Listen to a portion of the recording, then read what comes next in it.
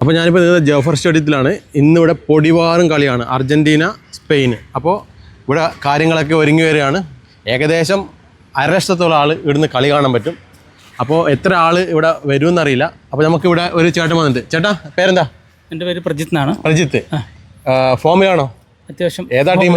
അർജന്റീനയാണ്. അർജന്റീനയാണ്. അപ്പോൾ ഒന്നും നോക്കാനില്ല, തകർക്കും അല്ലേ? അർജന്റീന എന്തായാലും കപ്പെടുക്കുന്ന പ്രതീക്ഷ തന്നെയാണ്. ഉറപ്പാണോ? ഉറപ്പാണ്. അതെന്താ അങ്ങനെ പറയാൻ കാരണം? ഇപ്പോൾ കഴിഞ്ഞ കളി വെച്ച് നോക്കുമ്പം കഴിഞ്ഞ ലാസ്റ്റ് സെമിയിൽ ഇംഗ്ലണ്ടിനോട് കളിച്ച സമയത്താണെങ്കിലും അതിന് മുന്നേയുള്ള കളിയിലൊക്കെ ആണെങ്കിലും ഒരു 80-80 മിനിറ്റ് വരെ പുറകിൽ നിന്നിട്ടും രണ്ടാമതും വിജയത്തിലേക്ക് വന്നു എന്നുള്ളതാണ് അവരുടെ സവിശേഷത. അപ്പോൾ ഇത്തവണയും കൂടി മെസ്സി മിക്കവാറും ഈ ഒരു കളി കഴിയുമ്പോഴത്തേക്കും മെസ്സി വിരമിക്കാനുള്ള സാധ്യത കാണുന്നുണ്ട്. അതുകൊണ്ട് തന്നെ ഈ ഒരു കപ്പ് മെസ്സിക്ക് വേണ്ടിയിട്ട് അവർ മറ്റുള്ള പ്ലേയേഴ്സ് എല്ലാം കൂടിയിട്ട് നേടിക്കൊടുക്കുന്നുള്ള പ്രതീക്ഷയിലാണ്. പക്ഷെ മറ്റൊരു കാര്യം ഇങ്ങനെ പറയുന്നത്, അതായത് ഈ മെസ്സിയെയോ അല്ലെങ്കിൽ അർജന്റീനയും ഫിഫയും തമ്മിൽ കമ്മിറ്റി കളിയാണ് അതായത് അങ്ങനെ ഒരു അവിഖ്യാതി ഇതിനകത്തേക്ക് കൂടി വരുന്നുണ്ട്. അതിനെക്കുറിച്ച് എന്തെങ്കിലും പറയാൻ പറ്റും? അർജന്റീന കഴിഞ്ഞ കളിയോട് നമ്മളത് വ്യക്തമായിട്ട് മനസ്സിലായതാണ്. ഇംഗ്ലണ്ടുമായിട്ടുള്ള സെമിയിൽ തന്നെ അങ്ങനെ ഒരു വ്യക്തമായിട്ടുള്ള ഒരു പാർഷ്യാലിറ്റിയോ അങ്ങനെയുള്ള കാര്യങ്ങളൊന്നും ഫിഫയുടെ ഭാഗത്തുനിന്ന് ഉണ്ടായിട്ടില്ല. ഫൗള് രണ്ട് ഭാഗത്തുനിന്നുണ്ടായിരുന്നു. രണ്ട് ഭാഗത്തും ഒരേപോലെ തന്നെ സമാസംബന്ധമുള്ള ഫൗളുകളും വിളിച്ചിരുന്നു. അപ്പോൾ അതിന് മുന്നേയുള്ള കളികളിൽ സംശയം തോന്നിയിട്ടാണ് അങ്ങനെയുള്ള മറ്റ് എതിർ ഫാൻസുകൾ അങ്ങനെ അഭിപ്രായപ്പെട്ടത്. പക്ഷേ അതില്ല എന്നുള്ളത് കഴിഞ്ഞ കളിയിൽ തന്നെ തെളിയിക്കപ്പെട്ടതാണ്. മറ്റൊരു കാര്യം എന്ന് പറഞ്ഞാൽ ശ്രദ്ധിക്കുന്ന എല്ലാ കളിയിലും അവസാനത്തെ 10 മിനിറ്റ്, അതായത് ഇഞ്ചുറി ടൈമിലാണ് കളിയുടെ ഗതി മാറുന്നത്. അപ്പോൾ അർജന്റീന കളി അതാണ് ആളുകൾക്ക് സംശയം തോന്നുന്നു. അല്ല, അതുകൊണ്ട് പ്രത്യേകിച്ച് അത് അവർ കളിച്ച് നേടുന്നതല്ലേ. അപ്പോൾ കഴിഞ്ഞ 2 ഗോളുകൾ ശ്രദ്ധിച്ചു കഴിഞ്ഞാൽ മെസ്സിൻ്റെ അസിസ്റ്റിൽ നിന്ന് കിട്ടിയതാണ്. അതിൽ പ്രത്യേകിച്ചൊരു റഫറിയുടെ ഒരു കളിയോ അല്ലെങ്കിൽ മറ്റ് ഓപ്പോസിറ്റ് കളിക്കുന്ന ടീമിൻ്റെ എന്തെങ്കിലും അപാകതയോ ഒന്നും കൊണ്ടല്ല, അത് അവരുടെ കളി മികവ് കൊണ്ട് മാത്രം കിട്ടിയതാണ്.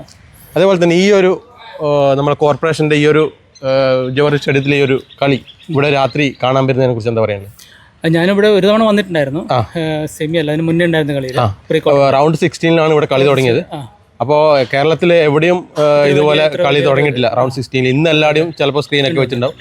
അപ്പോൾ കണ്ണൂരുകാർക്ക് അല്ലെങ്കിൽ മലബാർ ഇങ്ങോട്ട് വടക്കൻ കേരളത്തിൽ ഫുട്ബോളിന് പ്രാധാന്യം കൂടുതലാണോ എന്ന് വെച്ച് കഴിഞ്ഞാൽ ഈ ഒരു വേൾഡ് കപ്പിൽ കുറച്ചും കൂടി കൂടുതൽ അത് തെളിയിക്കപ്പെടുന്നുണ്ട്. കാരണം കുട്ടികളാണ്, ചെറിയ കുട്ടികൾ വരെ, 3 വയസ്സുള്ള കുട്ടികൾ വരെ, മുതിർന്ന ആൾക്കാർ വരെ ഈ ഫുട്ബോളിനോട് ആവേശം കൂടുതലായിട്ട് കാണുന്നുണ്ട് ഈ വർഷം, ഈ കഴിഞ്ഞ വേൾഡ് കപ്പിൽ, ഇപ്പോൾ നടക്കുന്ന വേൾഡ് കപ്പിനോട്. അതുപോലെ തന്നെ മറ്റൊരു കാര്യം പറയുകയാണെങ്കിൽ നാളെ അവധി പ്രഖ്യാപിച്ചിരിക്കുക നമ്മുടെ മുഖ്യമന്ത്രി, കളി കാണുന്നവർക്ക് സമാധാനത്തിലിരുന്ന് കളി കാണാൻ വേണ്ടിയിട്ട്. അപ്പോൾ അതിനെക്കുറിച്ച് എന്താ പറയുന്നത്? അത് നല്ലൊരു തീരുമാനം തന്നെയാണ്. കാരണം എന്ന് വെച്ചിട്ടുണ്ടെങ്കിൽ നമുക്ക് പൊതുവേ നമുക്കറിയാം, ഇപ്പോൾ ഈ വേൾഡ് കപ്പിൽ 1 ലക്ഷം മാത്രമുള്ള ജനസംഖ്യയുള്ളതും അതേപോലെ തന്നെ 5 ലക്ഷം ജനസംഖ്യ കേപ്പ് വെർദെ പോലുള്ള ടീമുകളും ടെക്കുറാക്കോവോ എന്ന് പറഞ്ഞ ടീമുകളും, ആ ടീമിൽ നിന്ന് ഇതുപോലൊരു ടീമിനെ ഉണ്ടാക്കിയെടുക്കാൻ പറ്റി. ഇന്ത്യയിൽ ഇത്രയും ഒരു 140 കോടി ജനങ്ങളുണ്ടായിട്ടും ഒരു ടീമിനെ വാർത്തെടുക്കാൻ പറ്റിയിട്ടില്ല.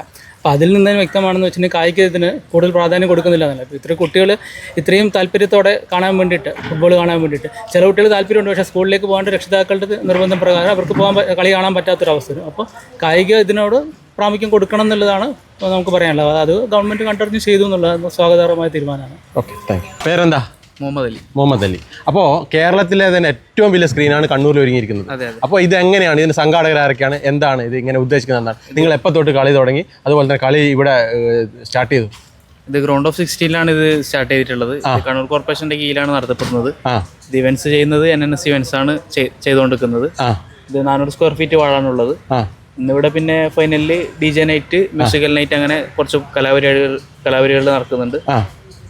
ഇവിടെ ഏകദേശം ഒരു 5000-ൽ പരം ആൾക്കാർ, ഏകദേശം 1 ലക്ഷം പേർക്ക് ഇരിക്കാം. സാധാരണ ഒരു 5000-6000 ആൾക്കാർ വന്നുകൊണ്ട് നിൽക്കുന്നുണ്ട്. അപ്പോൾ എത്ര മണി തൊട്ടാണ് എൻട്രി തികച്ചും സൗജന്യമാണ്.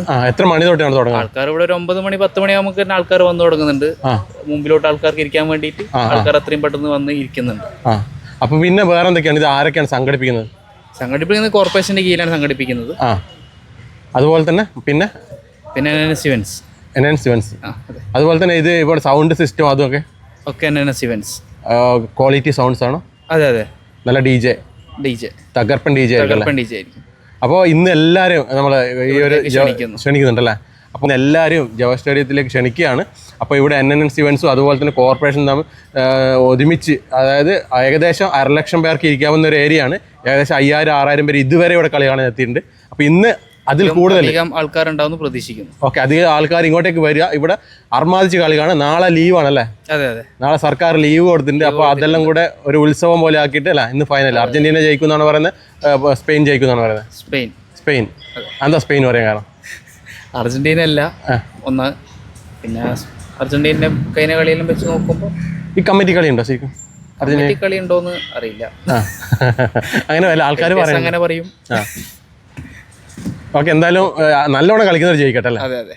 ഓക്കെ, അപ്പോൾ എല്ലാവിധ ആശംസകളും ഇന്ന് 2 ടീമിനും അല്ലേ? അതെ അതെ. അപ്പോൾ നമ്മൾ കണ്ണൂർ വന്നിട്ട് എല്ലാവരും കളി കാണുക. അതുപോലെ തന്നെ ഈ മലബാറിന്റെ ഒരു ഉത്സവമാണല്ലേ ഈ ഒരു ഫുട്ബോൾ എന്ന് പറയുന്നത്. ഇപ്പോൾ അതെ, കളിയാണ് ലഹരി എന്നുള്ള പേരിലാണ് കോർപ്പറേഷൻ ഇവിടെ നടത്തിയിട്ടുള്ളത്. ഫാൻ പാർക്ക് എന്ന് പറയുന്ന ഇവിടത്തേക്ക് എല്ലാവരെയും സ്വാഗതം ചെയ്യും. Okay, thank you. ഇവിടെ NNS ഇവൻസും അതുപോലെ തന്നെ കോർപ്പറേഷൻ ഒരുക്കിയ 400 സ്ക്വയർ ഫീറ്റ് സ്ക്രീനാണ്. ഈ സ്ക്രീനിൽ ഇന്നിവിടെ DJ പാർട്ടിയും അതുപോലെ തന്നെ തകർപ്പൻ കളി, സ്പെയിനും അർജൻറ്റീനയും കളിയാണ്. ഞാൻ അർജൻറ്റീന ഫാനാണ്. പക്ഷേ ഞാൻ പറയുന്നത് ഇന്ന് നല്ലോണം കളിക്കുന്ന ആരാണോ നല്ലോണം കളിക്കുന്നത് അവർ ജയിക്കട്ടെ. കാരണം അർജൻറ്റീന കമ്മിറ്റി കളിയാണെന്നൊക്കെ ഒരു ഇതുണ്ട്. പക്ഷേ അതൊന്നുമല്ല, കമ്മിറ്റി കളിയൊന്നും നടക്കില്ല. കാരണം ഫിഫയുടെ കളിയാണ്. അപ്പോൾ അതൊക്കെ വെറുതെയാണ്. പലരും അങ്ങനെയൊക്കെ പറഞ്ഞിട്ടുണ്ട്. പക്ഷേ അതൊക്കെ എന്താ പറയുക, എതിർ ടീമിൻ്റെ തോറ്റ ആൾക്കാരുടെ ഒരു എന്തെങ്കിലും പറയേണ്ടതെന്ന് വെച്ചിട്ട് പറയുന്നതാണെന്ന് തോന്നുന്നു. ഓക്കെ, അപ്പോൾ എന്തായാലും ഇന്ന് നല്ലോണം കളിക്കുന്ന ടീം ആരാണെന്ന് വെച്ചാൽ ജയിക്കട്ടെ. അർജൻറ്റീന ജയിക്കാനാണ് ഞാൻ പ്രാർത്ഥിക്കുന്നത്. കാരണം എൻ്റെ ടീം അർജൻറ്റീനയാണല്ലോ. അപ്പോൾ അങ്ങനെ ഓരോരുത്തർക്കും ഓരോ ടീം ഉണ്ടാവും. നിങ്ങളൊക്കെ ഈ വീഡിയോയുടെ അടിയിൽ കമൻറ്റ് ചെയ്യാൻ നിങ്ങളുടെ ടീം ആരാണെന്ന്. അപ്പോൾ മറ്റൊരു വീഡിയോ വരുന്നതായിരിക്കും. Bye bye.